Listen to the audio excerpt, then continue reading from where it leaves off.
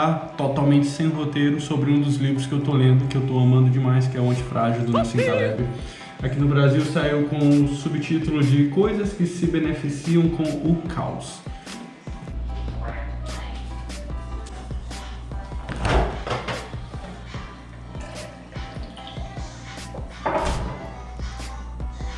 Sempre se hidratem, galera. Mas então vamos voltar aqui sobre o nosso conteúdozinho, que é o Antifrágil. Para quem não conhece, Nassim Taleb é, se não o maior, um dos maiores especialistas em estatística do mundo. Ele tem uma série de livros sobre a casuística, sobre o acaso, sobre a eventualidade de fenômenos que ninguém espera que aconteçam. O exemplo mais prático, comum em todas as nossas vidas, que a gente sofreu bastante, pandemia.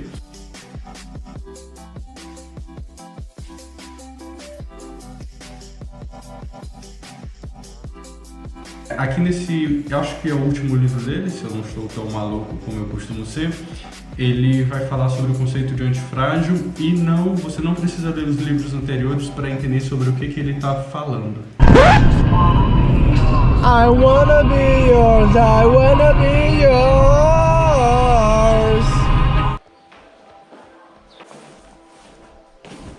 Então, pessoal, continuando o nosso vlogzinho, agora quase um mês depois, podem ver pela barba, podem ver que o cenário aqui atrás mudou um pouquinho.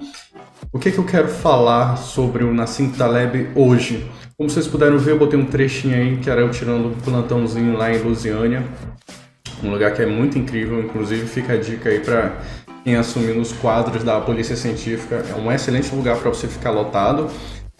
Só fica o disclaimer, né? Se você realmente gosta do trabalho, cara, lá é o lugar certo, lá tem muita ocorrência. Mas enfim, por que eu botei esse trechinho então? Foi porque eu tirei plantão lá e eu peguei um dos casos que me chamou muita atenção. Mais um disclaimer, eu sou o cara do disclaimer, eu vou fazer disclaimer em cima de disclaimer.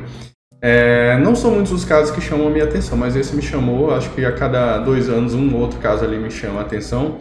Porque foi uma colisão frontal de veículos em que uma pessoa supostamente não tinha culpa de nada, sabe? Tava indo pro trabalho, eu acho, era um pedreiro, e a outra pessoa era totalmente responsabilizável pelo acidente.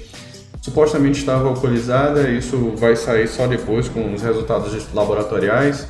Mas enfim, o que eu quero dizer é que a gente não está imune às perspectivas de nada, às estatísticas de nada. So no matter how much knowledge we get more increase in confidence. Sometimes information doesn't bring increase in knowledge at all, just increase in confidence about that knowledge. Let me give you an example.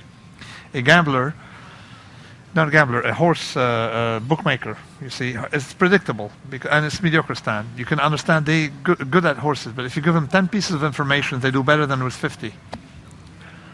Not only they do better, but with 10 than 50, because you can't ignore sterile information. They make theories out of information. But the other thing is they have a lot less confidence with 10 than 50, so they're less dangerous. Which is why I give an advice to people: don't ask anybody wearing a tie for a forecast, numerical forecast. Because you'll have too much confidence into his opinion, not necessarily because he's wrong, but you put too much confidence, you see. So the problem is not increased, but in precision, okay. Lack of increase in precision coupled with an increase in confidence, that's deadly. O que eu quero dizer com toda essa papagaiada de Nassim Taleb, de colisão frontal de veículos e tudo mais? O que chamou muito a minha atenção é que ninguém está imune a riscos, e isso ele faz questão de esclarecer nas obras dele. Você pode passar a sua vida toda tentando correr o mínimo risco possível, morando numa área boa, uma área longe de tráfico de drogas, de criminalidade em geral. Você pode dirigir sempre no limite de velocidade, usando cinto de segurança, com carro revisado. E você não está imune aos riscos, os riscos são inerentes à vida humana. E o que eu quero dizer também com isso tudo é que eu acho que tem uma espécie de justiça poética nisso tudo, porque acho que a vida seria muito sem graça se a gente tivesse 100% de certeza a respeito de tudo. E pensa aqui comigo, qual que seria o prazer da vida de você sair, ir trabalhar sabendo tudo que vai acontecer e tudo mais? Eu acho que todo esse mistério, todos esses riscos que a gente acaba correndo inerentemente, toda essa teoria do caos, aí para quem gosta de teoria do caos, acho que dão um pouco de charme à vida, fazem a gente valorizar demais a quem nós amamos, a nossa família, nossos amigos, nossos laços, o que a gente faz, o que a gente não fez. Deu pra entender? E esse tipo de coisa é legal porque me deixa bem poético, tipo, bem filosófico. E eu fico pensando o seguinte, e se fosse eu ali? Eu dirijo bastante, eu tiro plantões aqui em Porá, onde eu moro, aí eu viajo pra Goiânia, e eu viajo pra Lusiânia, e às vezes pra Águas Lindas. E se fosse eu que tivesse falecido ali, sabe? Eu me orgulharia de muito de muitas das coisas que eu fiz, algumas nem tanto, mas acho que eu, mais do que tudo, me arrependeria de todas as coisas que eu não fiz. E acho que é essa grande lição que a gente fica, entendeu? Por trabalhar numa área que a gente trata com a morte diariamente e na sua pior forma, que é na forma de morte violenta, a gente não vai, via de regra, tá? A gente não vai atender uma senhorinha que morreu de câncer ou qualquer coisa do tipo, a gente só cuida de morte violenta. Então a gente está ali no pior momento das famílias e ninguém quer ser atendido pela polícia científica. E assim sendo, eu acho que a gente acaba assim criando muito peso e tudo mais, criando muita pressão, daí a importância de ter acompanhamento psicológico e tudo mais. Mas eu acho que além de tudo isso, além de ir pro bem ou pro mal, a gente acaba dando um ressignificado à vida. Eu pelo menos fiz isso muito. Eu acho que eu aprendi muito mais a curtir o momento, a curtir a minha família, não me preocupar tanto com o que poderia ter sido, mas sim com o que é.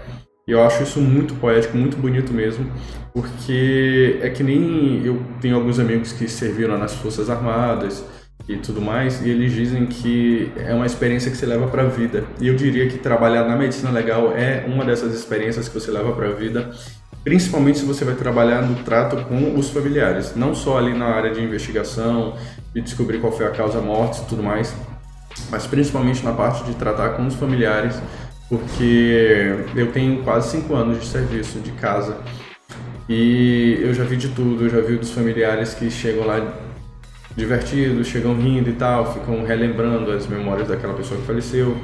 Eu já vi dos que, sei lá, querem xingar Deus e o mundo, querem bater até em mim. Eu já vi o caso das pessoas que estão tristes, mas que ficam quietinhas, e essas são as que mais me quebram. Uma vez eu até chorei. Então, é isso que eu quero explanar, entendeu? Tipo assim, o trato que você tem com a morte, acho que acabar por ressignificar a sua vida. E isso tem muito a ver com a questão das estatísticas do Nassim Taleb. Porque, bom, se você for analisar faixa etária, for analisar problemas de saúde e tudo mais, bom, eu sou uma pessoa saudável, tipo, não tem nenhuma doença e tudo mais, não que eu saiba. Então as chances de eu vir a óbito prematuramente são bem poucas. Elas crescem subitamente com questões de morte violenta.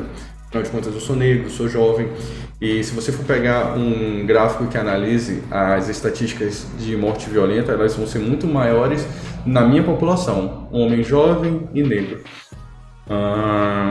Então daí vem toda a questão da importância dessas estatísticas e como a gente não está preparado para os cisnes negros, que remete, lógico, ao primeiro livro que eu mencionei. Cisne negro é aquele evento que ninguém está esperando e que eventualmente pode acontecer. E eu não sei mais o que eu vou falar, eu acho que eu só queria fazer um meio que desabafo sobre tudo isso. Eu gosto demais quando alguma coisa que eu estou lendo se conecta com aquilo que eu estou fazendo, com aquilo que eu vivi.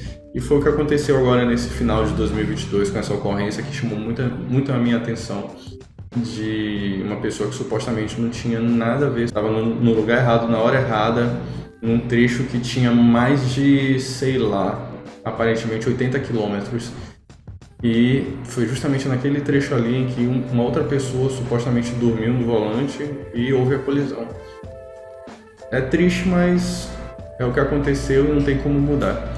E eu vou deixar uma dica para vocês de um filme que trata muito sobre isso, não exatamente sobre destino, mas com algumas coisas que são inevitáveis.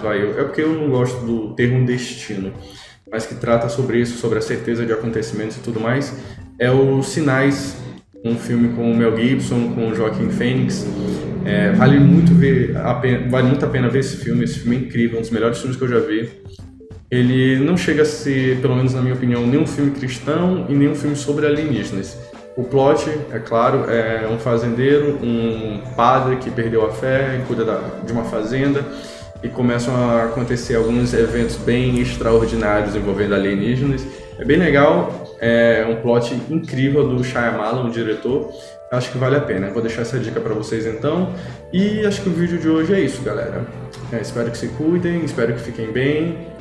E não esqueçam de curtir, compartilhar, comentar esse vídeo e se inscrever no canal. Eu estou tentando criar mais conteúdo para vocês. Não só live, porque a live na verdade é um escape para mim. Estou trabalhando demais, aí eu curto de vez em quando uma livezinha. Mas eu vou criar mais conteúdo assim para vocês, tá bom? Até o final, se cuidem, fiquem bem.